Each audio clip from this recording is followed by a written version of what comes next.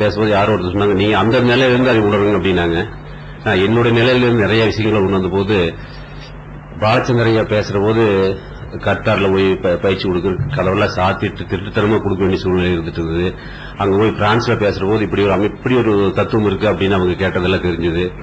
அதெல்லாம் பார்க்கும்போது நம்மளுக்கு எவ்வளவு ஒரு அருமையான சூழ்நிலையில இன்னைக்கு தமிழ்நாடு முழுவதும் எல்லா ஊர்லயும் சென்டர் ஏற்படுத்தி எவ்வளவு விஷயம் நம்மளுக்கு சொல்ற மாதிரி இன்னைக்கு இந்த அமைப்பை ஏற்படுத்தி கொடுத்து பார்க்கும்போது எப்படி இவ்வளவு ஒரு சாதனை நடந்தது பெரிய அதிசயமா எனக்கு தெரிய இருக்கு.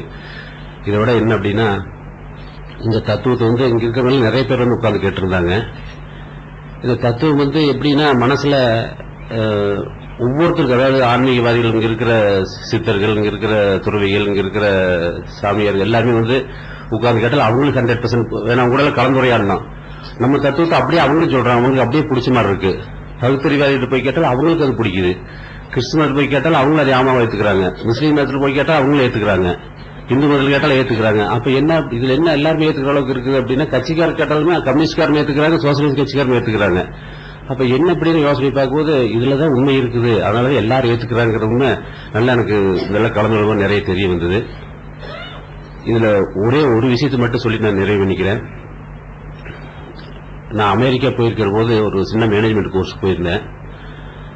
அங்க நிறைய இங்கிலீஷில் பேசினாங்க, எனக்கு நிறைய புரியல. ஒரே ஒரு இன்சிடென்ட் மட்டும் அவங்க சொன்னது மட்டும் எனக்கு புரிஞ்சுது.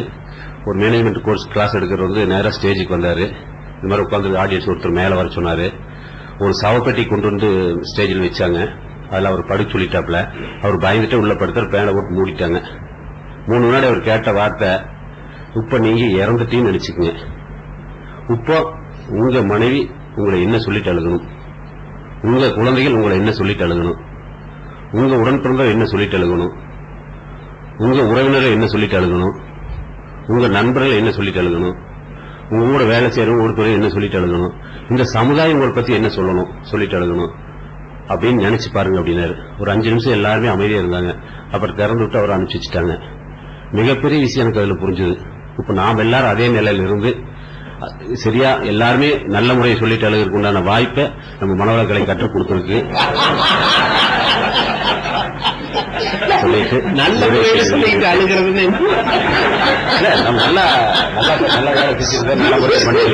ஏன்னா நாம முடிஞ்ச முன்னாடி இறந்த முன்னாடி ஐயோ அதை பண்ணி இதை பண்ணி பண்ண வேண்டியது இல்லையே. இப்ப நமக்கு நல்ல வாய்ப்பு இருக்கு, எல்லாருக்கும் நல்ல செய்யக்கூடிய வாய்ப்பு இருக்கனால இந்த மனவர்களை நாமும் கற்றுணர்ந்து இந்த சமுதாயத்திற்கும் எடுத்து செல்ல வேண்டும் என்று கேட்டுக்கொண்டு நிறைவு செய்துள்ளேன். வாழ்வுடன் அண்ணாவுக்கு நன்றி. அடுத்து ஆலியார் அறிவு திருக்கோயிலின் அறங்காவலர், உலக சமுதாய சேவா சங்கத்தின் துணைத் தலைவர் மதிப்புக்குரிய சிவசாமி ஐயா அவர்களின் துணைவியார் திருமதி மனோரமா சிவசாமி அவர்கள். பயந்துட்டாங்க அண்ணன்.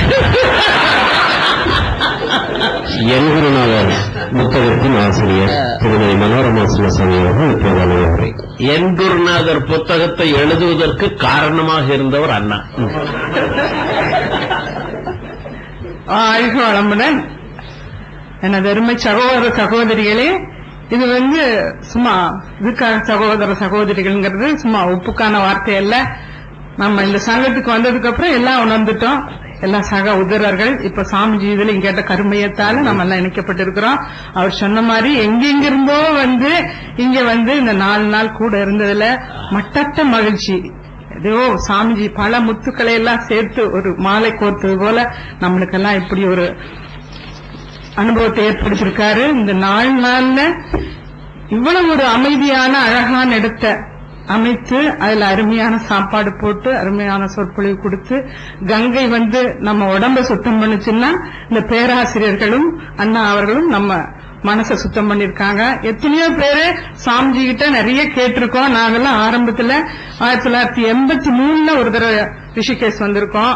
அப்பெல்லாம் இளம் நிலை பயிற்சியாளர்கள். இந்த அனுபவம் அப்ப கிடைக்கல நம்மளுக்கெல்லாம். கொஞ்சம் ரொம்ப பதிவெல்லாம் இப்பவும் குறைஞ்சதுல இருக்கு, இருந்தாலும் அப்ப ரொம்ப பதிவு இருந்தது. அதனால வந்ததும் போனதும் தான் ஞாபகம் இருந்தது. இங்க வர்றதுக்கு முன்னே எனக்கு ரொம்ப என்ன ஒரு சாமியோட தத்துவங்களை கேட்டுட்டு அப்புறம் இப்ப எப்படி இருக்குமோ அப்படிங்கிற அது ஒரு ஈகோவா நினைக்கலாமா என்னன்னு தெரியல எனக்கு. அப்போ அவர் சொன்ன மாதிரி பேராசிரியர்கள் அண்ணா அவர்களோட இந்த சிறப்புரைகளை கேட்கும்போது ரொம்ப நம்ம எல்லாம் எங்க இருக்கோம் அவர் சொன்ன மாதிரியே தான் நான் நினைக்கிறேன். நம்ம இன்னும் ரொம்ப கீழே இருக்கோம், இன்னும் மேல வரணும்.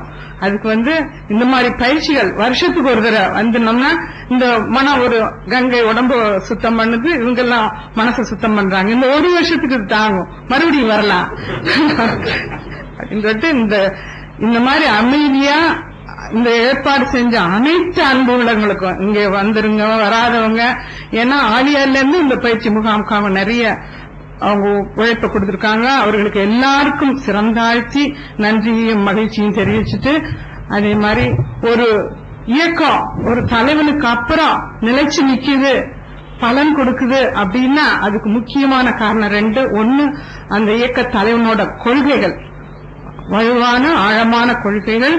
அதுக்கப்புறம் அதை ஏற்று பிரதிபலிக்கக்கூடிய அர்ப்பணிப்பான தொண்டர்கள்.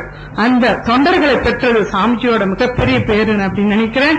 அதுக்காக இந்த பேராசிரியர்களுக்கும் தலைவர் அவர்களுக்கும் மனமார்ந்த உளமார்ந்த நன்றியை தெரிவிச்சுக்கிறேன். இது மட்டும் பத்தாது, இங்க வச்சிருக்கிற அத்தனை பேரும் பேராசிரியர்களா மாறணும். ஏன்னா உலகத்தோட இப்பத்து தேவை அன்பும் அமைதியும் தான். அந்த அன்பையும் அமைதியும் நம்ம இழந்து விட்டுருமோன்னு ஒரு பயம் இருக்குது. சாமிஜி கூட ஒரு கருவிதான், இயற்கை தான் அவரை ஏற்படுத்தி அன்பும் அமைதியும் போறதுக்கு முன்ன கொஞ்சம் பிடிச்சு வையப்பான்னு அவர் அனுப்பிச்சிருக்கு. அதனால நம்ம எல்லாம் சேர்ந்து அந்த மறைஞ்சிட்டு இருக்கிற அன்பையும் அமைதியும் காப்பாற்றுவோம், அதற்காக உழைப்போம்னு சொல்லிட்டு எல்லாருக்கும் எனது மனமார்ந்த உளமார்ந்த நன்றியை தெரிவித்து விடுகிறேன். நன்றி, வணக்கம். அம்மாவுக்கு நன்றி. அடுத்து நெய்வேலி அறிவிப்பு கோயிலின் தலைவர் திரு ராமமூர்த்தி அவர்கள்.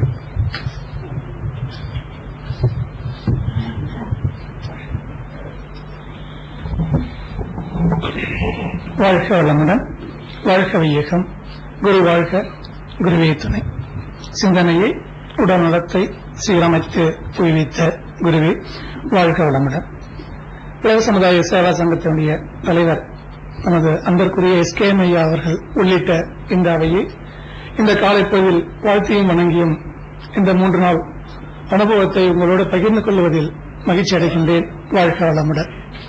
என்னுடைய வாழ்க்கை துணைவியார் பல முறை இது மாதிரி டூர் போகலாம் அப்படின்னு கேட்கின்ற போதெல்லாம் மதுரை சொன்னது போல இந்த பைக்காரா நீர்வீழ்ச்சியை பார்க்க வாங்க அப்படின்னு சொன்ன போது, நான் இதோட பெரிய நீர்வீழ்ச்சியெல்லாம் பார்த்திருக்கிறேன், மழையை பார்த்திருக்கிறேன், இதுக்கு நான் வரணும்னு அவசியம் கிடையாது அப்படின்னு சொன்னது போல நானும் சொல்லுவேன். 5 பஞ்சு போகணும்னா எங்க போனாலும் இருக்க போகுது, இது எதுக்கு அங்க போகணும் அப்படின்னு சொன்ன காலங்கள் எல்லாம் உண்டு. ஆனா மனவளக்கலை இது மாதிரி ஒரு ப்ரோக்ராம் அரேஞ்ச் பண்றாங்க ரிஷிகேஷ்ல சொன்ன உடனே எந்தவித மறுப்பும் இல்லாமல் அதை அப்படியே ஏற்றுக்கொண்டு வருவதற்கு நான் இதை ஏற்றுக்கொண்டேன் என்று சொன்னால் அது உண்மையானது. அதுபோல நம்ம எல்லாம் வழிநடத்தி சொல்லிக் கொண்டு இருக்கக்கூடிய உலக சமுதாய சேவா சங்கத்தினுடைய SKM ஐயா அவர்கள் நேற்று பக்தியாகம் பேசுகின்ற போது சொன்னாங்க, இறைவனிடம் மேலான அன்பு வைக்க வேண்டும், பிளவுபடாத அன்பு வைக்க வேண்டும். அப்புறம் என்னங்கய்யா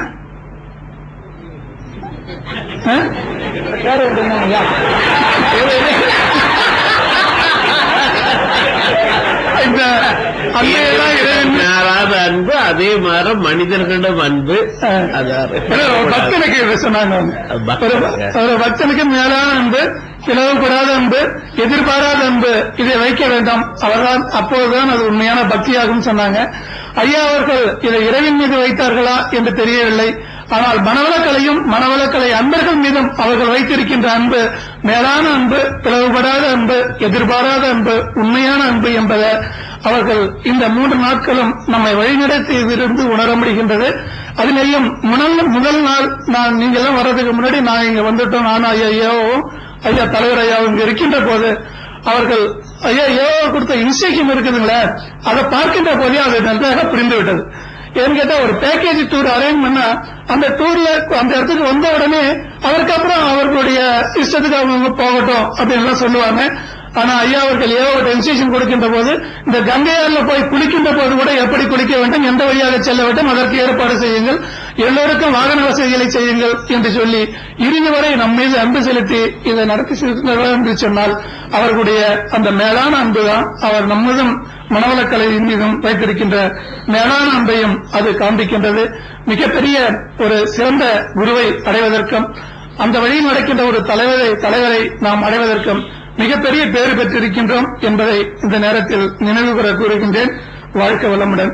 அதுபோல ஆழியாரில் பின்னாடி நின்று எல்லாவற்றையும் இயக்கிக் கொண்டு நமக்கு சிறப்பாக நிகழ்வுகளை நடத்தி காண்பிக்கின்ற ஐயா சின்னசாமி அண்ணா அவர்கள் இங்கே வந்திருந்து கோயம்புத்தூரிலிருந்து முருங்கைக்காயும் குக்கையும் அழைத்து வந்து நமக்கு சமைத்து தந்திருக்கின்றார்கள் என்று சொன்னால் நம் மீது உலக சமுதாய சேவா சங்கத்தின் மீது பெருமையும் அண்ணனை மிகப்பெரிய விஷயம். நாம் ஆழியார் போனா கூட ஒரு தடவை தான் இறைவணக்கத்தை மனோரமை அக்கா பாட கேட்கலாம். ஆனா இன்று 4 நாட்களும் அவர்கள் பாடுகின்ற அந்த பாடலை கேட்கின்ற போது மிகவும் உண்மையிலே நாம் எல்லாம் கொடுத்து வைத்தவர்கள் தான் என்பதை நாம் புரிந்து கொள்ள முடியும். ஏதோ உள்ளூர்ல இருந்துகிட்டு பக்கத்து ஊர்ல இருந்துகிட்டு அந்த ஆழியாரை திறம்பட நடத்தி வைக்கின்றார்கள் என்று ஏவோ அவர்களை நினைத்தோம்.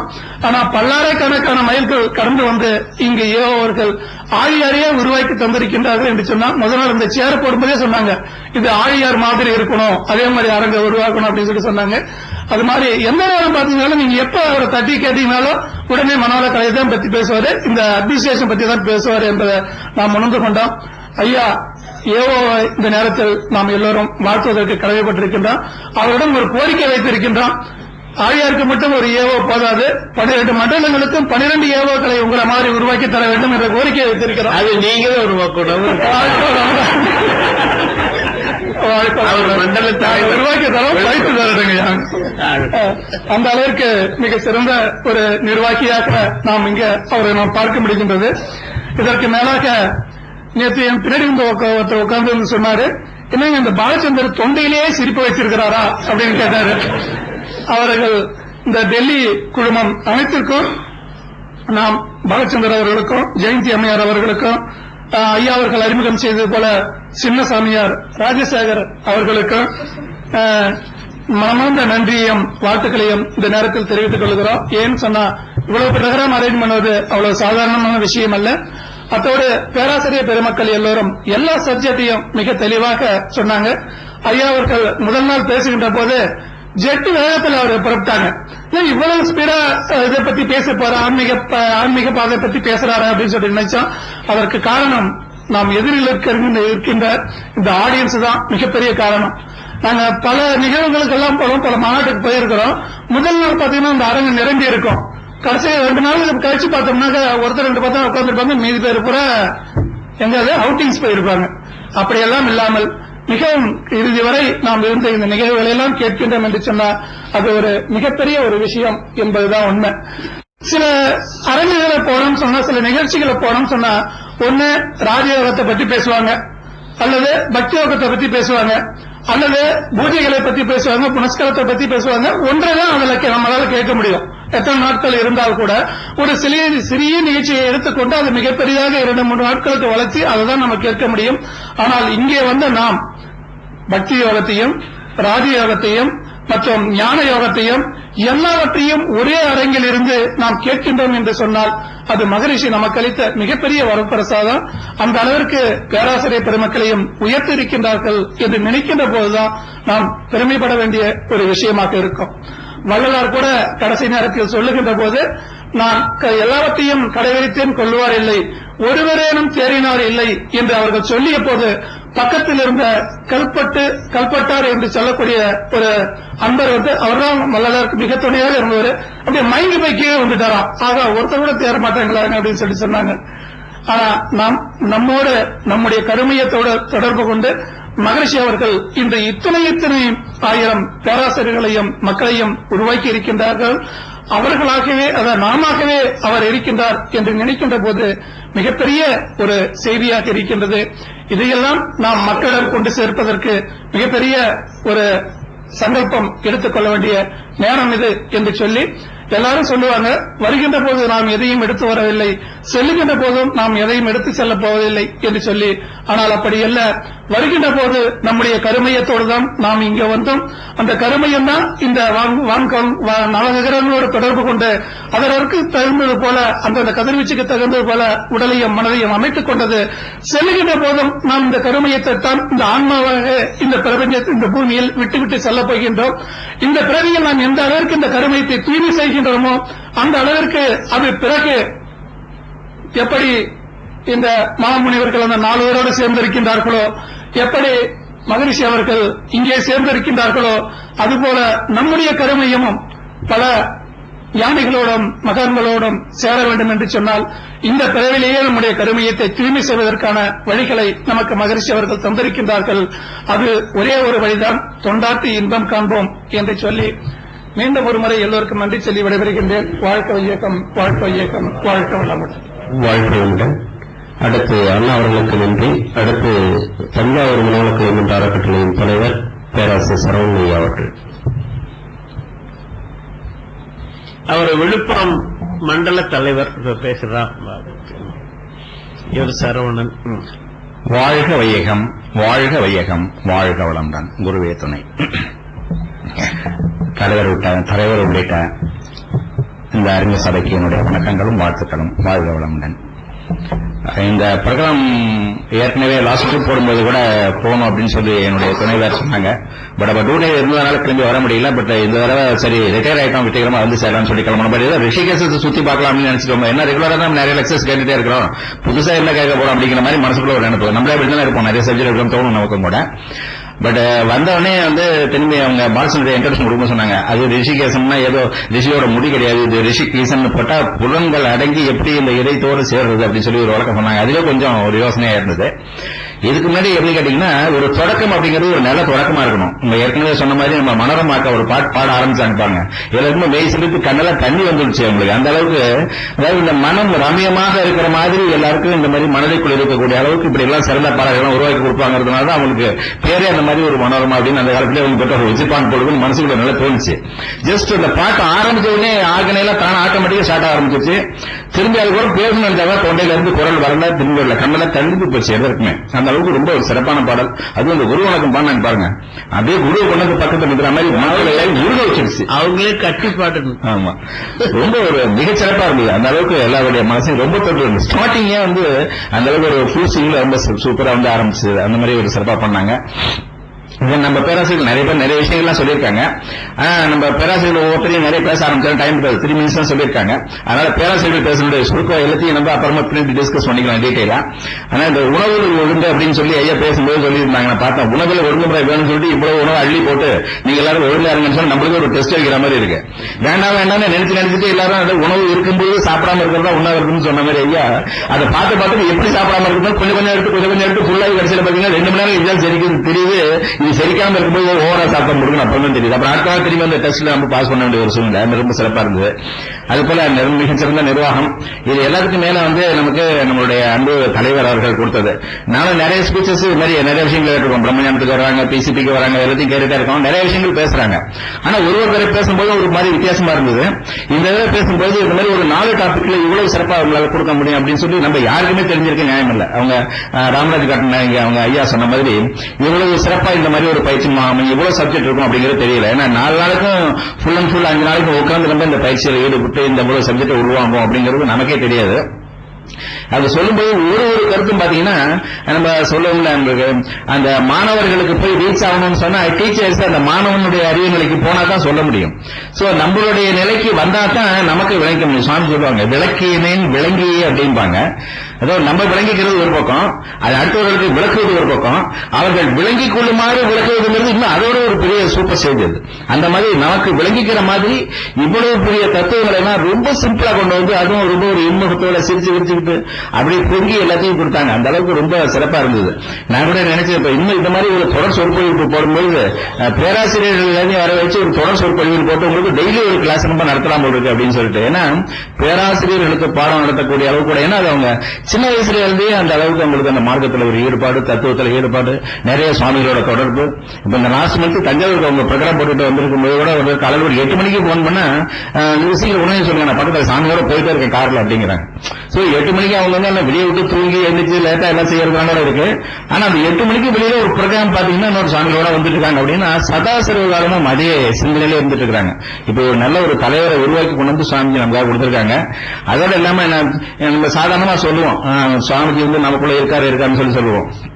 நீங்க பாருங்க, இந்த மாதிரி கருத்துக்கள் சொல்றதோட அவங்க நீங்க கை ஆக்ஷனை பார்த்த ஒரு செகண்ட் டே பாத்தீங்கன்னா இந்த சேர்ல வச்சுட்டு சாமிஜி எப்பவுமே இந்த கையை அப்படியே கொஞ்சம் கொஞ்சமா அதுக்கு வந்து ஒரு இது கொடுத்துட்டே இருப்பாங்க, அந்த அக்குபின்சர் மாதிரி கை கொடுத்துட்டே இருப்பாங்க. இந்த நாட்கள் உட்காந்து தலைவர் பாத்தீங்கன்னா அந்த கையை அதே மாதிரி பாட்டு பண்ணிட்டே இருந்தாங்க. நம்ம சொல்லுவோம் பாருங்க, சாமி எனக்குள்ள இருக்காங்க. சுவாமிஜி இந்த கருத்து இந்த தலைவர் மூலமாக போய் தான் சேரணுங்கிறதுனால அவருக்குள்ள வந்து பிசிக்கலாகவும் ஸ்பிரிச்சுவலாகவும் ஆக்ட் பண்ணிட்டு இருக்காங்கிறது ரியலி ஐ ஃபெல்ட். நீங்க அதை எப்படி கவனிச்சுட்டு வீடியோல கவரா இருக்கா என்னன்னு தெரியல, வீடியோ நீங்க பாத்தீங்கன்னா தெரியும். அந்த மாதிரி ஒரு ஆக்ஷன் வந்து கரெக்டா வந்து தலைவர் வந்து செஞ்சு கொடுத்தாங்க. லாஸ்ட் வீக்கோட இந்த தடவை ரொம்ப பிரமாதமா பியூட்டிஃபுல்லா அமைஞ்சு போச்சு. லாஸ்ட் வீக்கோட ஒன் டே தான் வந்து பிரசன்ட் பண்ணாங்க, இந்த 4 நாட்கள் வந்து அழகா ரொம்ப பிரசன்ட் பண்ணிருக்காங்க. அதனால அவ்வளவு தொடர் சொற்பொழிவோட ஏற்படுத்தோம் அப்படிங்கிறது நினைக்கணும். ஆக்சுவலா பார்த்தோம்னு சொன்னா இது வந்து தலைவர் தான் வந்து மேன் ஆஃப் த மேட்ச். இது எல்லாருக்குமே தெரியும். இது நான் மட்டும்தான் சொல்லி தெரியணும்னு அவசியம் கிடையாது, எல்லாருக்குமே தெரியும் தலைவர் மேன் ஆஃப் த மேட்ச்.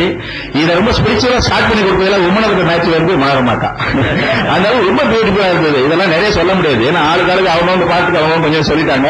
மிக குறைந்த டைம் இது. அதனால இந்த மாதிரி ஒரு சிறப்பான பயிற்சி முகாம் நிச்சயமா எல்லாருக்கும் தொடர்ந்து தேவை. ஒரு தடவையும் இந்த மாதிரி ஒரு 4 ஆண்டு இன்னொரு 6 நாளை எக்ஸ்டெண்ட் பண்ணி கூட இன்னும் கொஞ்சம் ரொம்ப சிறப்பாக நடந்தது. ஏன்னா இதை கொஞ்சம் வாட்ச் பண்ணி சரி பண்ணிட்டு இருக்காரு. சொன்னதுலேயே ஒரு முக்கியமான கருத்து 2 விஷயம் எனக்கு ரொம்ப பிடிச்சது. ஒண்ணு, எந்த ஒரு செயல் செய்தாலும் அது விருப்பத்தோடு செய்தல், அதுக்குள்ள ஒரு ஈடுபாட்டோடு செய்தல். இன்னொன்னு, இரவு படுத்து உறங்கும் போதுதான் அந்த இறைவன் நினைச்சு செஞ்சுட்டு இன்னைக்கு ரொம்ப பிரமாதமா இதெல்லாம் நடத்தி வச்சேன், உனக்கு ஒரு தேங்க்ஸ். படுத்துக்கிட்டு காலம்புற நான் என்னுடைய பணிகள் இந்த சமுதாயத்துக்கு தேவை அப்படின்னு சொன்னா நீங்க எனக்கு எழுப்பி விடு. அதெல்லாம் ரொம்ப உச்சகட்டம். அதாவது நம்ம பேசுறதுக்கு ஒண்ணு ரொம்ப ஈஸியா இருக்கலாம், நம்ம நினைச்சு பார்த்து அதை செயல்பாட்டு கொண்டு வருங்கிறதெல்லாம் ரொம்ப கஷ்டமான விஷயங்கள். ஆனா அதை நேற்று நைட்டு போய் ஆரம்பிச்சுட்டேன். இது வரைக்கும் வந்து இந்த மாதிரி ஒரு 4 நாள் பயிற்சியில எல்லாம் கூட சிறப்பா கலந்துக்கிறதுக்கு எனக்கு ஒரு வாய்ப்பு கொடுத்த இறைவனுக்கு நன்றின்னு சொல்லிட்டு காலம்பரை எழுந்திரிக்கணும் அப்படின்னு சொல்லி நிச்சயம் நினைச்சேன்னா எனக்கு எழுப்பி விடுன்னு சொல்லி. ஏன்னா நம்ம வெறும் லெக்சர் மட்டும் கேட்டுட்டு போக கூடாது இல்லையா, நம்ம இதை பிராக்டிஸ் பண்ணி பார்க்கணும் அப்படிங்கறதுனால அதை பிராக்டிஸ் பண்ணி பார்த்தேன். உண்மையிலேயே ரொம்ப ஒரு இனிமையான ஒரு இன்பகரமான ஒரு நினைவு பொந்திய ஒரு நாள். இதே மலர் நினைவாக ஒரு வருஷம் ஓட்டுவோம். மீண்டும் அடுத்த வருஷம் இதே மாதிரி ஒரு ரிஷிகேசத்துல மீண்டும் சேருவோம். இதற்கு நிறைய வகையில ஒத்துழைப்பு கொடுத்திருக்காங்க நிறைய பேர். இண்டிவிஜுவலா நன்றி சொல்ல முடியல, பட் எல்லாருக்கும் ஆத்மார்த்தமான என்னுடைய நன்றிகள், உங்களின் சார்பாக நன்றிகள். எல்லாருக்கும் வாழ்த்துக்கள், வணக்கங்கள். வாழ்க வளமுடன். வாழ்க வளமுடன். அப்ப என்னோட பேச்சு நல்லா இருக்கணும்னா இனிமேல மனோரக்காம கூட கூட்டிட்டு போய் பாட அதுக்கு சின்ன அனுமதி கொடுக்கணும், அவ்வளவுதான். வாழ்க வளமுடன். அடுத்து ஜனூர் கிராமம் சார்ந்த திரு வெங்கடேஷ் அண்ணா அவர்கள் ஒரு ஜனூர் கிராமத்தை மனவளக்கலை கிராமமாக உருவாக்கிய பெருமை அவருக்கு உண்டு. அவருடைய அனுபவம். வாழ்க வையகம். இங்கு பயிற்சி முகாமில் கலந்து கொண்டிருக்கும் அனைத்து சான்றோர் பெருமக்களுக்கும் என்னுடைய முதல்கள் வணக்கங்கள். இந்த 5 நாள் பயிற்சியில எதை சொல்றது எதை விட்டதுன்னு தெரியாத அளவுக்கு ஒரு சந்தோஷம். ஏன்னா ஏற்கனவே ரிஷிகளும் பெரிய பெரிய ஞானிகள்லாம் இங்க வாழ்ந்திருக்கிறாங்க. அந்த மண்ணில் அடி வைக்கிறதுக்கு இந்த பயிற்சியை கொடுக்கறதுக்கு நம்ம தலைவர் ஐயா அவர்கள் பெருமுயற்சியோடு இங்க கொண்டு நம்மளை எல்லாம் பயிற்சி கொடுத்ததை பார்த்தால் ஐயா அவர்கள் இந்த உலக சமுதாய சேவா சங்கத்தினுடைய அருள் தந்தையினுடைய கருத்துக்களை இந்த உலகம் முழுவதும் கொண்டு செல்வதற்கு அடிக்கல் நாட்டிவிட்டார் என்று தான் நாம் நினைக்க வேண்டும். இந்த மனவளக்கலை யோகாவில் அருள் தந்தையின் தத்துவங்களை இந்த உலகம் முழுவதும் கொண்டு போவதற்கு ரிஷிகேசத்தில் அடிக்கல் நாட்டிவிட்டார் என்றுதான் நாம் சொல்ல வேண்டும். ஏனென்றால் கிட்டத்தட்ட 200 ஆசிரியர்கள், நல்ல பேராசிரியர்கள், மூத்த பேராசிரியர்கள் அனைவருடைய உள்ளங்களையும் கவர்ந்து ஒரு குறையும் இல்லாமல் ஐயா நடத்திய பாடங்கள் எல்லாம் பார்க்கும்போது இது ஒரு கேள்விப்படாதே இருக்குது. நான் பெரும்பாலும் எங்கேயாவது பாடங்கள் எல்லாம் உட்காந்துட்டு அப்படி வந்து எங்கேயோ போயிடுவோம். ஆனா ஐயா இங்க இந்த ஆன்மீக பாதை, அப்புறம் பாத்தீங்கன்னா கர்மயோகம் எல்லாம் நல்ல கருத்துகள், எதை சொல்றது எதை விடுறது சொல்லாத அளவுக்கு செஞ்சு கொடுத்தாங்க. அதை கேட்கறதுக்கு இங்க மற்ற பாத்தீங்கன்னா இந்த தியானம் கூட எனக்கு உட்காரம் மறுபடியும் போயிடும். ஒரு 2 நிமிஷம் உட்கார்ந்த தியானம்லாம் நல்லா கவர் ஆச்சு. இங்க உட்காந்து பார்த்தோம், நாங்க நண்பர்களோட கரையில உட்காந்து பார்த்தோம். எல்லா இடத்துலயுமே தியானம் நல்லா சூட் ஆகுது, கொஞ்சம் அமைதியான சூழ்நிலை. இங்க பாத்தீங்கன்னா அதுக்கு முக்கியமா ஐயா வந்து நம்ம ஐயா அவர்லாம் வந்து சாப்பாடு நல்லது கெட்டது எல்லாமே பாத்தீங்கன்னா ரூல்ஸ் தாங்கிறதெல்லாம் கூட நம்ம ஆலியார் மாதிரியே இருக்குது. ஆலியார்ல இருந்து எந்த குறையும் இல்லை. அதுதான் முக்கியம். வீட்டுல இருந்து புறப்படும் போது இந்த உணவுக்காக நம்ம என்ன பாடுபட போறோமோ தெரியல. யாராவது ஹோட்டல்ல ஒரு வேளை சாப்பிட்டா கூட போச்சு, எல்லா தியானமும் கலந்து போயிடுமே, எல்லாம் நம்ம வெளியும் கருதெல்லாம் போயிடுமே. ஏன்னா ஹோட்டல்ல வெளியில் போய் பார்த்தா சும்மா ஒரு பொரி வாங்கி சாப்பிட்டா சாப்பிடுங்க வந்து ஆட்டில் போட்டு விட்டோம். அந்த அளவுக்கு உணவு வந்து ரொம்ப மோசமான சூழ்நிலை. அதெல்லாம் நம்ம வந்து அனுபவம் தான். இந்த நேரம் சொல்ல போனா ஐயா அவர்கள் வந்து ஒரு நம்ம மனவளக்கலை பொறுத்த வரைக்கும் ஒரு சின்ன விஷயத்துக்கு கூட அதை பெருசு எடுத்து பண்ணி அப்படியே கொண்டு வந்து எல்லாத்தையும் சேர்த்திருவார். பாத்தீங்கன்னா கிராம சேவை திட்டத்துல வந்து இவ்வளவுதான் சொல்லவே முடியாது. ஐயா கொஞ்ச நேரத்தில் கூப்பிட்டு வச்சு எல்லாத்தையும் பேசி ஒரு 3-4 மாசத்துல இந்த கிராம திட்டத்தை ஓபன் பண்ணாங்க. அன்னைக்கு ஜருகு கிராமத்துக்கு வந்து சிறப்பா பண்ணி கொடுத்தது வந்து இங்க நாங்க மனசார வாழ்த்தி ஊருக்கு இருந்து பேசும்போது கூட அடுத்த வருஷமே 5 பேர் இங்க வரதா சொல்லியிருக்காங்க. அந்த நம்ம ஆலியாருக்கு வந்துட போறோம், நாங்க இங்க ரிஷிகேஷத்துக்கு வரோம் அப்படின்னு சொல்லியிருந்தாங்க. அதுல இன்னொன்னு நம்ம ஐயாவுக்கும் நம்ம வனவளக்கலை யோகாவுக்கும் நம்ம திருப்பி செய்யக்கூடிய பாக்கிகள் கடன்கள் நிறைய இருக்கு. நம்ம வந்து கத்துக்கிட்டு போயிடறோமே தவிர அது நம்மளோட நிறுத்திடுறோம். முடிஞ்ச ஏன்னா போய் சொன்னா கேட்கறதுல சொல்லி நம்மளோட விட்டுறோம். வேண்டாம், அது அந்த எண்ணங்களை விட்டுட்டு அவங்கள வாழ்த்தி எதையாவது ஒண்ணு நெரிச்சிடுவோம். அவங்க மனசுல வச்சுட்டு என்னைக்காவது ஒரு நாள் நம்ம அருள் தம்பி சொன்ன மாதிரி வந்துடுறாங்க. அதனால ஐயாவு கூட நம்ம இருந்து ஒத்துழைச்சி அவருக்கு என்னென்ன உதவிகள் செய்ய வேண்டுமோ அதெல்லாம் செய்யணும். பாத்தீங்கன்னா இப்போ இன்னைக்கு எனக்கு சொல்ல போனா நம்ம பிறந்த நாள் அது நிறைய கொண்டாடுவோம். இங்கேயும் எனக்கு ஒரு அறிவு பிறந்த நாளா நினைக்குது. எனக்கு நிறைய ஆலியார் வந்து நமக்கு அறிவுகள் கொஞ்சம் தான் அவங்க கொஞ்சமாவது கிடைச்சிருக்குது, நல்லாவே ஓரளவுக்கு தெளிவா கிடைச்சிட்டு சொல்லி இந்த 14/4/2012 இதன் நினைவா நான் வந்து நம்ம ஆன்மீக இந்த சேவைக்கு நம்ம கிராம சேவை திட்டத்துக்கு ஒவ்வொரு வருஷமும் 500 ரூபாய் நான் ஏற்கனவே போட்டுட்டு இருக்கோம். இது வந்து 2வது முறையா அன்னைக்கு ஐயாவுக்கு நான் வந்து அந்த கிராம சேவை திட்டத்துக்கு 500 ரூபாய் நான் கொடுப்பதாக முடிவு செய்துள்ளேன். இது என்ன, இது அறிவு பிறந்த நாள், நாம பிறந்து வேஸ்ட். அறிவு பிறந்த நாள் வந்து வேஸ்ட் இல்ல இல்ல இது வரைக்கும் மனவளக்கலைக்கு முன்னாடி வாழ்க்கையே வேற மாதிரி இருந்தது. மனவளக்கலைக்கு முன்னால காவல்துறை வாழ்க்கையில நீங்க பாத்தீங்கன்னா நண்பர்கள் இருப்பாங்க, ரகசியம் கேட்டீங்கன்னா சொல்லுவாங்க. கடுமையான கோபம், கடுமையான எதை பார்த்தாலும் கோபமா இருக்கும், குடும்பத்திலேயும் குழப்பமா இருக்கும். அதனால நம்ம வந்து இந்த இன்னைக்கு கிட்டத்தட்ட நம்ம ஆளுக்கு 1 ரூபா போட போறோம். 175 பேர் இருக்கும். ஒரு ரூபாய் தான். ஆனா அது 175 நாள், ஓராண்டு காலம் அது எங்கேயோ போய் நிற்கும். அதனால இந்த பிறந்த நாள் விழாவில் உங்களை எல்லாம் கேட்டுக்கிறது, அறிவு பிறந்த நாளா மதிச்சு ஆளுக்கு 1 ரூபாய் அந்த திட்டத்தை ஐயா முடியும் இங்க இல்லைன்னா கூட அங்க போய் நம்ம ஃபார்ம் ஃபில் பண்ணி பேங்க்ல பணம் கட்டி ஐயா பேருக்கு அனுப்பிச்சு நம்ம செய்யற நன்றிகரனா இருக்கும். நம்ம அருளுடைய தத்துவங்கள் வந்து நிறைய போய் உலகுக்கு அடையும். உலகுக்கு போகக்கூடிய எண்ணங்கள் வந்துருச்சு. இப்ப இங்க அடிகள் நாட்டார் ஐயா இது நிச்சயமா பரவிடும். எனக்கு அது இது வந்து போல நம்பிக்கை வந்தது. அதுக்கு போக நம்ம கிராமத்தோட விட்டுறலாம், நம்மளால அவ்வளவுதான் முடியும் அப்படின்னு நினைச்சிட்டு இருந்தோம்.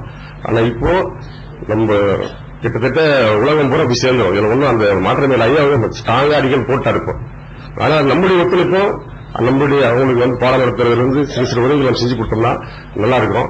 அதோட இன்னும் என்ன, இந்த கலந்துரையாடல் கொஞ்சம் நின்று போச்சுங்க ஐயா. நம்ம இதுல ஒரு 10 நிமிஷம் ஈவினிங் நேரத்தில் கலந்து பார்த்தீங்கன்னா ஐயா பேராசிரியர்கள் பார்க்கவே முடியலைங்க.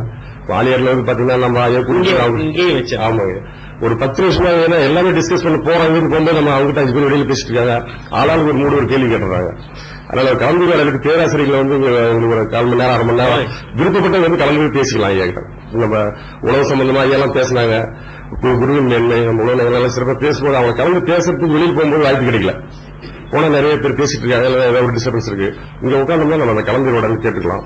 அதனால எல்லோரும் இந்த மனவளக்கலையை நன்றாக ஊற்றி இந்த உலக மக்களுக்கு கொண்டு போய் சேர வேண்டும் என்று கேட்டுக்கொண்டு எங்கள் ஜெரு கிராமத்திலே எல்லாம் வாழ்த்த வேண்டும் என்று கேட்டுக்கொண்டு சிப்பையை முடித்துக் கொள்கிறேன். வாழ்க வளமுடன்.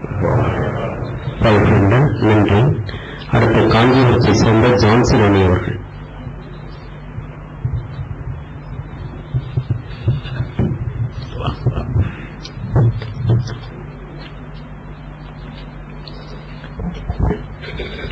வாழ்க வளமுடன்.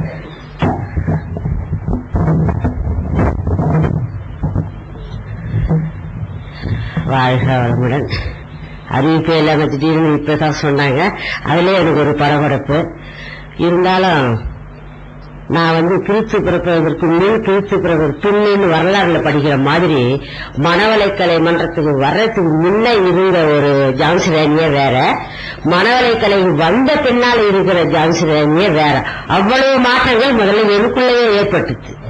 குடும்பத்துல பிரச்சனையால பைத்தியம் முடிச்சு போற அளவுக்கு இருந்த நானு எந்த போனா அமைதி நிம்மதி கிடைக்கும்னு என் வீட்டுக்கார்ட்ட கலந்து பேசின போது எல்லா இயக்கத்தை விட சிறந்த இயக்கம் இதுதான், இதுல போய் முதல் நீ சேரு, எல்லாம் உனக்கு கிடைக்கும்னு முதல்ல வழிகாட்டினது எங்க கணவர் தான். அதனால அவருக்கு தான் நான் எப்பவுமே நன்றி சொல்லுவேன். அதனால இந்த பயிற்சியில ஒரு முறையும் முயற்சியில ஒரு விதமான மாற்றங்கள், ஒரு பேராசிரியர் ஒரு முறை பேசுறது வேற வேற கருத்துக்கள் ஒன்னே பலவா தெரிகிற ஒரு அனுபவம் நிறைய இருக்கிறதுனால நான் வருஷம் படிச்சுட்டு இருக்கிறேன். இந்த வாரம் தான் எங்களுக்கு பரீட்சை இருக்குமான்னு கேட்டா இருக்காதுன்னு சொன்னாங்க. பணம் எல்லாம் கட்டிட்டோம். சரி அப்ப இத டிக்கெட்டை கேன்சல் பண்ணாலும் ஒரு நஷ்டம் வரப்போகுது, இந்த பரீட்சையில கலந்துக்குவோம், இந்த பணத்தை மறுபடியும் கட்டி அடுத்த வருஷம் பரீட்சை எழுதிக்கலாம் அப்படின்ற முடிவோட நாங்களே எங்க ப்ரோக்ராம் அவசரம் இதுல வந்துட்டோம் நாங்க. அதனால அடுத்த வருஷம் advance MA first year second year சேர்த்து எழுதிக்குவோம்.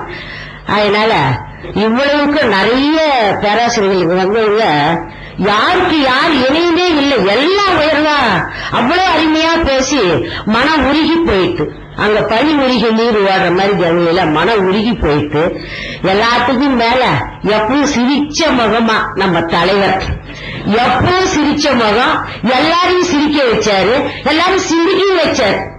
சமையல பண்ணி டொப்புன்னு வைக்கிறோம்னா அதுதான் சொன்னாரு. அந்த மாதிரி நானே இருந்திருக்கிறேன் நிறைய தடவை. சமையல பண்ணி ஏதாவது கோரிக்கை நிறைவேறனா அப்ப ஒரு எரிச்சல் வரும். இப்ப பாருங்க, எந்த துன்பம் யாரால வந்தாலும் ஏற்றுக்கக்கூடிய மனப்பக்குவம் இப்ப வந்துருச்சு. இன்னமும் வரணும் அப்படின்னு தான் எங்க வீட்டுக்காரர் என்ன சொல்வார், நீ இன்னும் 100 மாறிடல, இன்னமும் நீ மாறணும் அப்படின்னு தான் அவர் சொல்வார். அவர்கிட்ட வர்றவங்க எல்லாரும் இதை பத்தியே தான் சொல்வார் அவர். அதனால இந்த தடவை எனக்கு ஐயா சிரிச்சே நான் பார்க்கல, எல்லாரும் சிரிச்சு பார்த்து இன்னும் அவரு கண்ணாலே எல்லாத்தையும் டீமா பிடிச்சு யாருக்கு எந்த குறையும் இல்லாத அளவுக்கு அவ்வளவு அருமையா அற்புதமா ஒரு சின்ன பரவ சொல்ல முடியாது. வெளிநாட்டுல மாநிலத்துல சாப்பாடு எப்படின்னு நான் கூட பயந்தேன். ஏன்னா நான் டூர் வந்த அனுபவத்தினால இது 4வது முறை ரிஷிகேஷ் வர்றது. ஆனா இந்த தடவை வந்த ஒரு இதுதான், இந்த நீலகண்டன் டெம்பிள் நான் பார்த்ததே இல்லை. இங்க வந்ததுனால ஒரு குழுவா போய் நம்ம பாக்குற ஒரு பாக்கியம், தனியா வந்திருந்தா நிச்சயம் போயிருக்கவே முடியாது. அதனால இந்த சிறப்பான ஒரு நிகழ்ச்சி தொடரணும், இதுல நாங்க எல்லாரும் வரணும், எங்க அடுத்த வருஷம் எங்க பொண்ணு இதுல கூட்டின்னு வரணும் அப்படின்னு எல்லா அன்பர்களும் சுத்தவெளியிலேன்னு அந்த குழந்தைகள் சொன்னாங்க பாருங்க. யார் சொன்னது எதை சொல்லி சொல்றதுன்னு தெரியல. இங்க வந்ததுனால அவ்வளவு அனுபவம், அவ்வளவு இது எல்லாரையும் பாக்குற ஒரு சகோதரர், எல்லாரும் ஒரு சகோதரியா நினைக்கிற ஒரு மனப்பக்குவம், பொறுத்து போற தன்மை எல்லாம் வந்தது. ரொம்ப ரொம்ப சந்தோஷம். தலைவர் அவர்களுக்கு, மற்ற மூத்த பேராசிரியர்களுக்கு, இங்க வந்திருக்கிற அன்பர்கள் அவ்வளவு ஏற்பாடு பண்ணவங்க, இது சிரிக்க பேசுறது, எதிரி இருந்த ஒரு குண்டான் பயமா இருந்துன்னு சொன்னா பாருங்க. இல்ல அந்த பயத்தை வச்சு தொண்டு செய்யறோம் நம்ம எல்லாருமே. மகரிஷி உலகத்துக்கே தொண்டு செய்யறாரு. எல்லாருமே பொறுப்புல இருக்கிறவங்க எல்லாரும் விட்டுட்டு நம்ம கூட எல்லாரும் இருக்கிறது அது பெரிய தொண்டு அவங்க செய்யறாங்க. அவங்க கூட போனியா நாம இருக்கிறோம். அதனால மகரிஷியோட இந்த உலக சமாதானம், உலகம் பூரா வாழணும் அப்படின்ற இந்த கருத்தை அனைவரோட இருந்து நாமளும் நம்ம பணிய நம்மால முடிஞ்ச அணில ஒரு கல்யாட்சி ராமன் பாலகட்ட உதவி பண்ண மாதிரி நம்மால முடிஞ்ச தொண்டை செய்து சிறு சிறப்புமா வாழ இறையருளையும் குருவருளையும் வேண்டி வாழ்க வளமுடன் என்று வாழ்த்தி மகிழ்கின்றேன். அவருடைய வாழ்த்தையும் வேண்டுகின்றேன். வாழ்க வளம், வாழ்க வாழ்க்கை உள்ள நம்மால் அவர்களுக்கு நன்றி. நிறைவாக திருநெல்வேலியைச் சேர்ந்த பார்வதியம் அவர்கள்.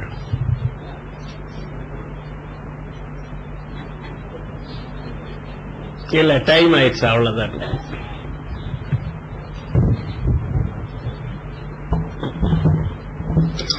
வாழ்க வையகம், வாழ்க வையகம், வாழ்க வளமுடன்.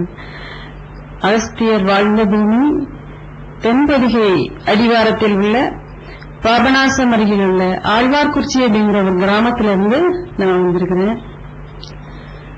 இங்க பாத்தீங்கன்னா நம்ம உடலை குளிர்விக்க அழகாக ஓடும் கங்கை, நம்முடைய கண்களுக்கு விருந்தாக இயற்கை தோற்ற பொருட்கள், நம்முடைய நாவுக்கு சுவை தர அருமையான உணவு,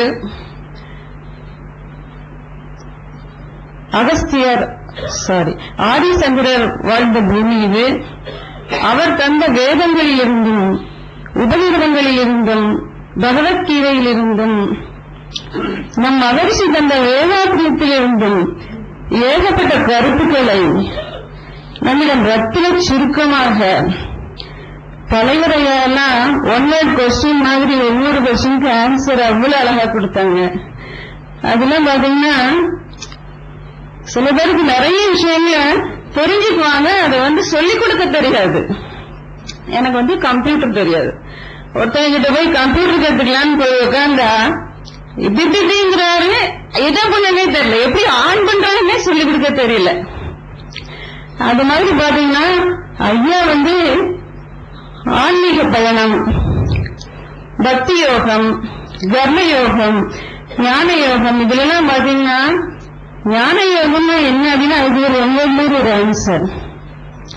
ஆன்மீகத்துல என்ன அப்படின்னா உன்னை நீயே அடைய வேண்டும், என்னை நானே அடைய வேண்டும், ஒரே வார்த்தை முடிஞ்சு போச்சு.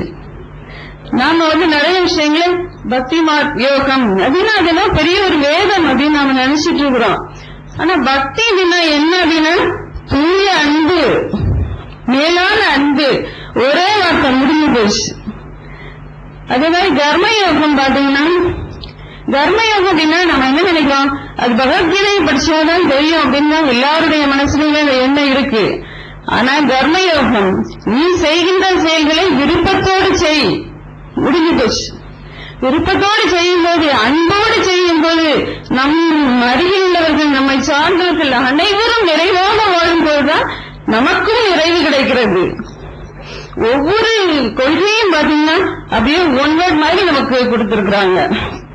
அப்புறம் ஐயா லக்ஷ்மணன் ஐயா அவர்கள் பேசும்போது பாத்தீங்கன்னா குருவே இங்க வந்து உட்கார்ந்து அப்படியே பேசுற மாதிரி அவர் உட்கார்ந்து இந்த கையெல்லாம் அப்படியே பண்ணிட்டு பேசும்போது பாத்தீங்கன்னா, அதாவது இப்ப வந்து நம்ம சமையல் செய்யறோம், நாமே அதை செஞ்சிருந்தோம்னா அதை யாரும் கேட்டா கத்துக் கொடுக்க முடியும். நாம வந்து புக்கை பார்த்தோம், பிறப்பை கேட்டோம், அறகுறையா நாம தெரிஞ்சிருந்தோம்னாக்கா அது கத்துக் கொடுத்துக்கிறது ஈஸி இல்லை. அது சுருக்கமா சொல்றாருங்க, அவர் பேசும்போது இந்த உலக பிரபஞ்ச தோற்றங்களை பேசும்போதெல்லாம் அவரில் குருவை கண்டேன், அதுதான் உண்மையான ஒரு இது. அவர் அப்படியே பேசும்போது கண்களையும் மூடிட்டு பேசும்போது தங்குநடைந்து வரக்கூடிய ஒவ்வொரு வார்த்தைகளும் பார்த்தீங்கன்னா குருதான். நம்மள நிறைய பேர் குருவை பார்க்க நினைச்சிட்டு இருக்கிறாங்க, இல்லவே இல்ல. இங்க இருக்கக்கூடிய பேராசிரியர்கள் ஒவ்வொருவரும் ஒவ்வொரு குருவாக இருக்கிறார்கள். அது வந்து நம்ம வரக்கூடிய ஜெனரேஷனுக்கு அவங்க சொல்லுவாங்க இல்லையா, நான் குருவை பார்க்கலையே நிறைய பேர் இயங்கிட்டு இருக்கிறாங்க. அது வந்து நாம எவ்வளவு சொல்லணும், குரு இங்குள்ள பேராசிரியர்களை குரு அப்படின்னு சொல்லலாம். அப்புறம் வேதசுப்பையா அவர்கள் சொன்னாங்க, உலக சமாதானத்தை பத்தி பேசினாங்க. இனிமேல் வந்து பாத்தீங்கன்னா பாரத மாதாவுக்கு ஜெய் அப்படின்னு சொன்னோம், அந்த காலம் மாறும். பாரத மாதா வாழ்க வளமுடன் அந்த நிலை வரும். அப்புறம் உலக நல வாழ்த்து, ஜனகணமனதி தேசிய கீதம் பாடுற இடத்துல எல்லாம் இது உலக நல வாழ்த்து வரையா. ஆமா, நீராடும் நடத்த பாடுறோம், அது வந்து இதெல்லாம் மாற்றப்படுதா இல்லையா, அதோடு சேர்ந்தும் பிரம்மஞான பாடல் காலையிலே வரும் வகுப்பில். கண்டிப்பாக இந்த நிலை மாறும். அவர்கள் பேசிய பேச்சிலிருந்து எனக்கு அந்த அளவுக்கு நம்பிக்கை இருக்கிறது, நிச்சயமாக. அப்புறம் ஒரு தங்கவேலையா வந்து அவர்கள் கூறிய கவிதைகளை கேட்கும்போது நாம இன்னும் நிறைய கவிதைலாம் படிக்கலன்னு தோணுது. அந்த அளவுக்கு அவங்க கவிதைகளை ஒரு நல்ல எக்ஸ்பர்ட்டா இருக்கிறாங்க. அவர்கள் காசிக்கு நான் இந்த கதை வந்து மறக்கவே முடியாது. அவ்வளவு அற்புதமான கதையால அவங்க வேற என்னெல்லாம் சொன்னாங்க எனக்கு மறந்து போச்சு. அந்த அளவுக்கு அவங்க சொன்னாங்க. நம்முடைய தலைமுறையாகிட்ட எனக்கு ரொம்ப பிடிச்சது என்ன அப்படின்னா, பிறருக்கு ஒரு விஷயத்தை கற்றுக் கொடுக்கக்கூடிய தன்மை. ஒரு எல்கேஜி ஸ்டூடெண்டா இருந்தா கூட அவங்க அழகா கற்றுக் கொடுத்துருவாங்க. எல்கேஜி ஸ்டூடெண்ட் கூட நம்முடைய கொள்கையை ரொம்ப இனிமையானதாக எடுத்துக்கொள்வார்கள். அந்த அளவுக்கு மாணவர்கள் இந்த கருத்து போய் சேரும் போது நிச்சயமாக எல்கேஜி ஸ்டூடெண்ட்ஸ்லாம் எல்கேஜிலவே அவங்க ஞான யோகம்னா என்னன்னு தெரிஞ்சுக்குவாங்க, பக்தி யோகம்னா என்னன்னு தெரிஞ்சுப்பாங்க, எல்லா விஷயங்களையும் அவங்க தெரிஞ்சுக்குவாங்க. சரி, சரிங்கய்யா. சரி, இந்த மன்றத்திற்கு திருநெல்வேலி சோனிலிருந்து வந்து இங்கு உரையாற்ற வாய்ப்பளித்தமைக்கு மிகவும் நன்றி தெரிவித்துக் கொள்கிறேன். மேலாக குருவிற்கு என்னுடைய காணிக்கையாக நான் நிறைய தொண்டு செய்யணும்னு நினைச்சிருக்கிறேன். வாழ்க வளம்.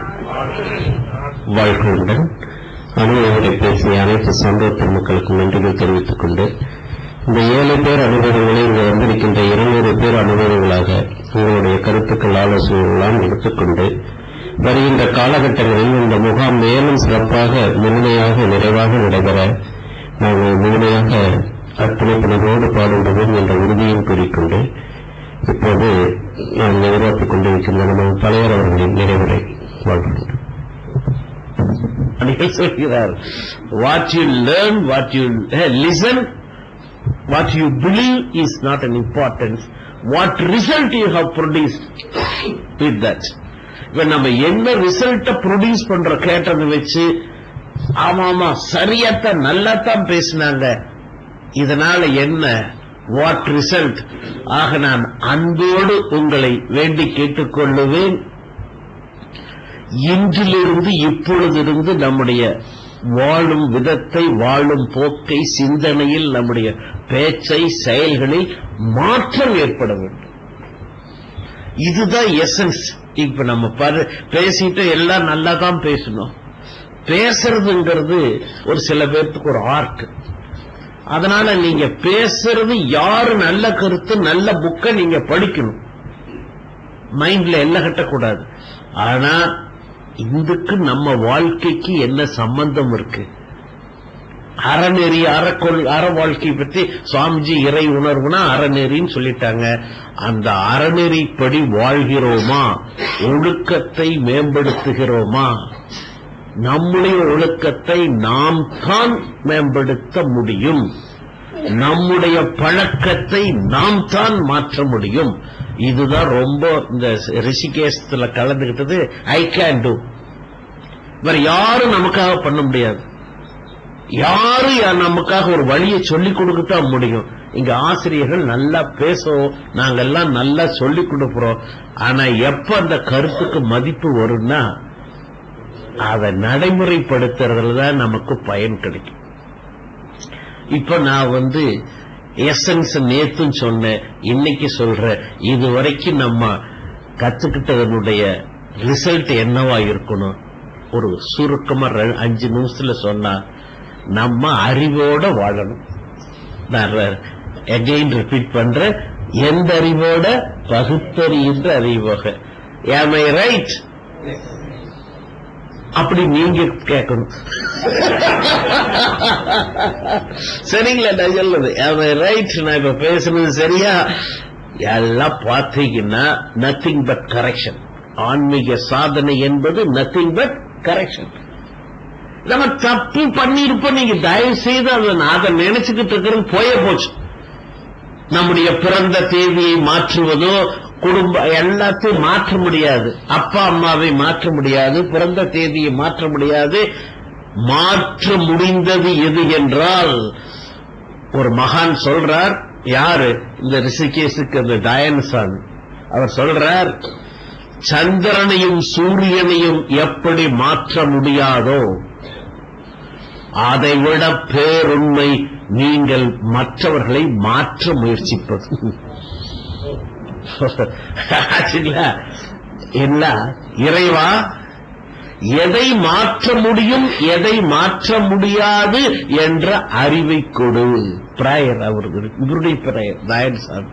இறைவா, எதை மாற்ற முடியும், எதை, ஏன்னா நம்ம மாற்ற முடியாததான் நம்ம சதா முயற்சி பண்ணிட்டு இருக்கோம்.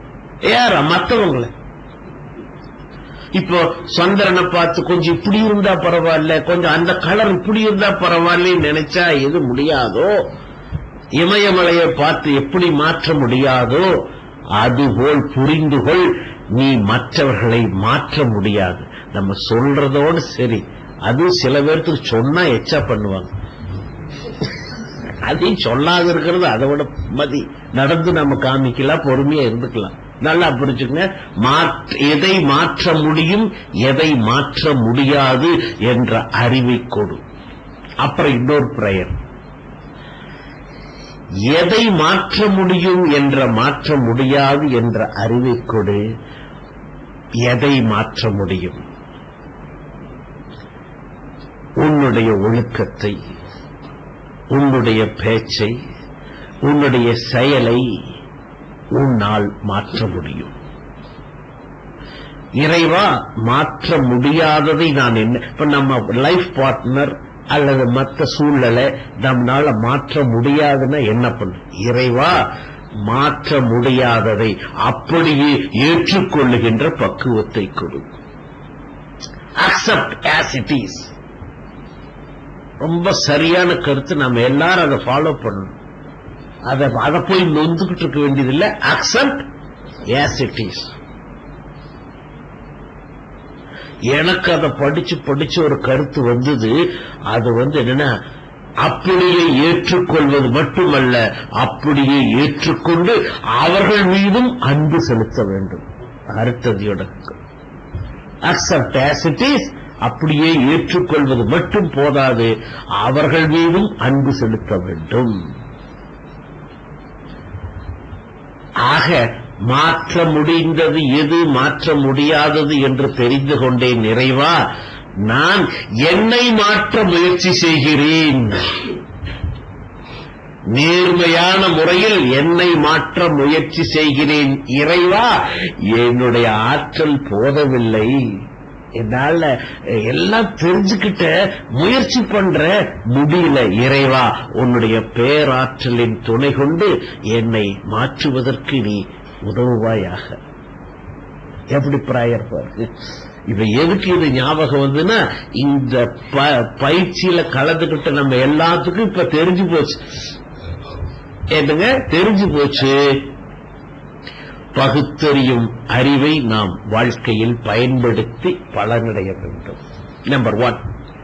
நம்பர் 2, எப்பொழுதும் அன்பை பெருக்கி பயிற்சி செய்வதெல்லாம். இப்போதான் அன்புக்கு கூட பயிற்சி தேவையா இருக்கு. ஏன்னா வெறுத்து வெறுத்து சுபாவம் ஆயிடுச்சு. அது ஒரு மகான் சொல்றார். அது எந்த மகான்? ஜேம்ஸ் ஆலன் என்று நினைக்கிறேன். நமக்கு எது சுபாவமாக வந்திருக்கிறது பாருங்கள். ஒரு குழந்தை ஆ என்று எழுதுவதற்கு எப்படி கையை பிடிச்சு எழுதுனாலும் அதுக்கு இப்படி திருப்பித்தான் போடும். எல்லா தாய்மார்களுக்கு தெரியும். கையை பிடிச்சா கூட ஆனா திருப்பி போடும்.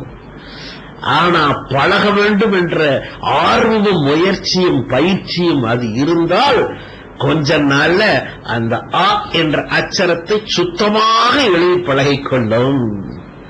பிறகு அந்த ஆ என்ற எழுத்தை வாழ்க்கை முழுவதும் சுத்தமாக எழுதும். அது இயல்பாக சுபாவமாக மாறிவிடும்.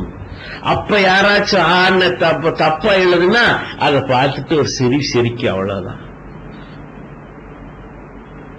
அதே போல் நம்முடைய சுபாவமாக எப்ப பார்த்தாலும் யாரை பார்த்தாலும் பொறாமை, யாரை பார்த்தாலும் வெறுக்கிறது, யாரை பார்த்தாலும் கோபிக்கிறது, இப்படியே கோபம் வெறுப்பு பொறாமை குறை சொல்றது, இதையே நம்ம சுபாவமாக மாற்றி இருக்கிறோம். அது நமக்கு இயல்பாக வந்து விடுகிறது. அன்புதான் வரமாட்டேங்குது, கோபம் இல்லைனாலும் வந்துருது. ஆக நீ பயிற்சி செய்தால், விடாமுயற்சி செய்தால், தொடர்ந்து பயிற்சி செய்தால், உன்னிடத்திலே அன்பு இயல்பாகவும் சுபாவமாகவும் மாறிவிட்டால், நீ நினைச்சா கூட குழந்தை தப்பா எழுத முடியாதா? ஆனால் நீ நினைச்சா கூட உனக்கு பொறாமை வராது, கோபம் வராதுங்கிறார் அந்த ஞானி. இப்ப நல்ல பயிற்சி பண்ண பிறகு கோபமும் வெறுப்பும் பொறாமையும் வராது, வரக்கூடாது. ஒரு உதாரணம் சொல்றேங்க. என்னுடைய நண்பர் வீட்டுல ஒய்ஃப் ரொம்ப திட்டிக்கிட்டே இருக்கிறான்னு ரொம்ப குறப்பட்டார். என்னடா பண்றது, இதுக்கு போனா திட்டுறா, சாப்பிடுற போதும் திட்டுறா, எல்லாம் பண்றான். நான் மனவளக்கணையில கொண்டாந்து சேர்த்து விட்டுருங்க, கொண்டாந்து சேர்த்து விட்டாச்சு. இப்ப அவங்க துணை பேராசிரியர் இருக்கிறார்.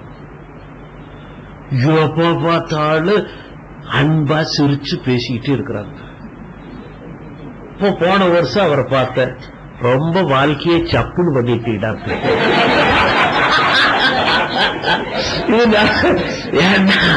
எனக்கு என்னமோ பழைய மாதிரி இருந்தாவே பரவாயில்லன்னு நினைக்கிறேன்.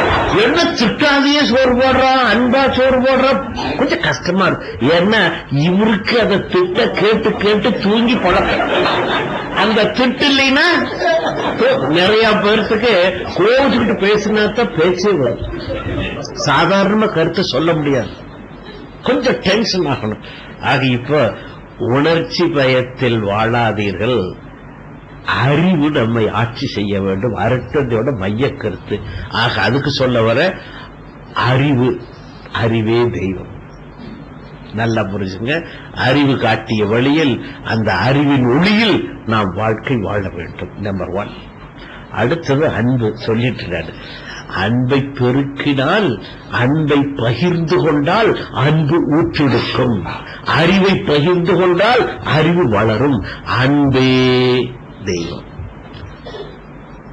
அப்ப நம்பர் 2, 3 நாம் நம்முடைய குணங்களை மாற்ற வேண்டும். தியானமும் அகத்தாய்வும் இயல்பாக வர வேண்டும். தினசரி செய்ய வேண்டும். நம்முடைய கீழான உணர்வுகளை, எண்ணங்களை பயிற்சி செய்து மேலான தெய்வீக அன்பும் கருணையும் சேவையும் தியாகமும் பண்பும் பணிவும் அடக்கமும் அமைதியும் பொறுமையும் தெய்வீக குணங்கள். இதெல்லாம் நமக்கு சுபாவமாக வந்துவிட்டால் நீ